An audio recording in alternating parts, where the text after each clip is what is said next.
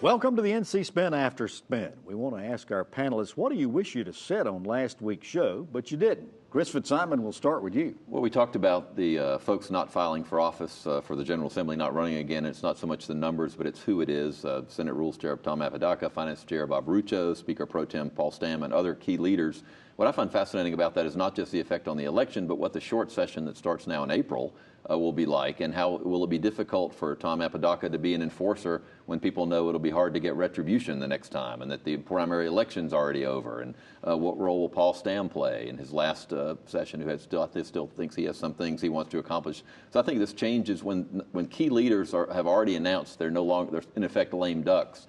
I think it may have some effect on what happens this summer. I hadn't thought about that. It changes the whole dynamic of power in the legislature. What do you wish you'd have said on last week's show? I'm going to play off what Chris just said. All right. My last session, when I'd already announced that I wasn't running again, was my most effective session in the State House. Really? I passed a school calendar law, several other controversial pieces of legislation.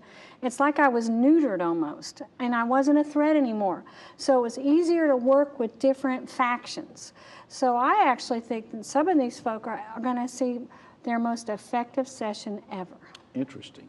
Dan, what do you wish you'd have said on last week's show? I wish I had picked up on something that Chris said, and that is coming out strongly in support of Common Core. I think that reimagining how we teach math and making sure that students understand conceptually how it works changes the entire view of their world. It's a wonderful thing, and I can't underscore that enough. All right. John, what do you wish you'd have said? We talked a lot about the upcoming March primary, but didn't really talk about the presidential race in North Carolina that would now be on March 15th. I think it is still possible that while lots of states will have voted by March 15th, that North Carolina, Florida, Ohio, Illinois, and Missouri, all that voting on March 15th, might actually be the pivotal moment in the race. It is very possible there will still be 3 or 4 candidates in the hunt for the Republican nomination for president when they all roll into North Carolina. And I'm not sure we won't know who that nominee is after they leave. Interesting.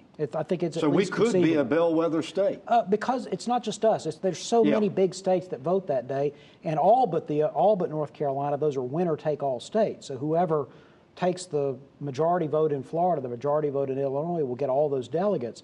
I think that really will push the race at least to a 2-person race. Well, thank you for watching the After Spin. We'll have more video all during the week on ncspin.com.